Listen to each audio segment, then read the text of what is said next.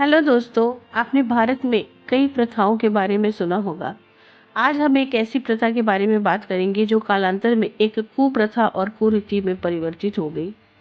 इस प्रथा के अंतर्गत देवी देवताओं को प्रसन्न करने के लिए सेवक के रूप में युवा लड़कियों को मंदिरों में समर्पित कर दिया जाता था। देवताओं की सेवा के लिए अर्पित किए जाने के कारण इन्हें देवदासी कहा गया। देवदासी बनने की कोई उम्र सीमा नहीं थी। यह 5 वर्ष से 10 वर्ष तक की होती थी। वर्तमान में इस प्रथा पर कानूनी प्रतिबंध होने के बावजूद वर्तमान समय में यह कर्नाटक और आंध्र प्रदेश में कुछ स्थानों में मौजूद है, विशेष रूप से गोरिया और नट समुदाय में। इस प्रथा में कुंवारी कन्याओं का विवाह देवता से करवाया जाता था और इसके बाद इन्हें मंदिर में ही देवता की सेवा के लिए रखा जाता था। बाद में पुजारियों ने देवदासियों के साथ भगवान से संपर्क स्थापित करने के नाम पर उनका शोषण करना आरंभ कर दिया। धीरे धीरे यह उनका अधिकार हो गया।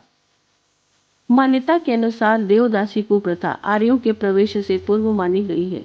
3री सदी के प्रारंभ में यह धार्मिक उद्देश्य के साथ थी।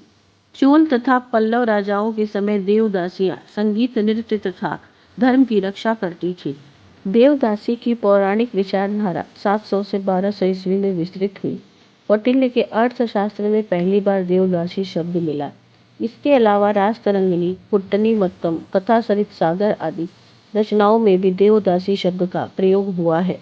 कालिदास के मेघदूतम में भी मंदिरों में नृत्य करने वाली आजीवन कुंवारी कन्याओं, जो कि संभवतः देवदासियां ही थीं, का संदर्भ मिलता है। प्रसिद्ध इतिहासकार विश्वनाथ काशीनाथ रजवाड़े की पुस्तक भारतीय विवाह संस्था का इतिहास, देवराज चानना की पुस्तक स्लेवरी इन एंशिएंट इंडिया, S.A. मार्गलीन की पुस्तक रिचुअल्स ऑफ देवदासी और V.D. सातसोकर की हिस्ट्री ऑफ देवदासी सिस्टम ने इस कुप्रथा पर विस्तृत चर्चा मिलती है। मुथुलक्ष्मी रेड्डी, जो पहली हाउस सर्जन, भारत की पहली महिला विधायक तथा मद्रास विधान परिषद की पहली महिला उपाध्यक्षा थी।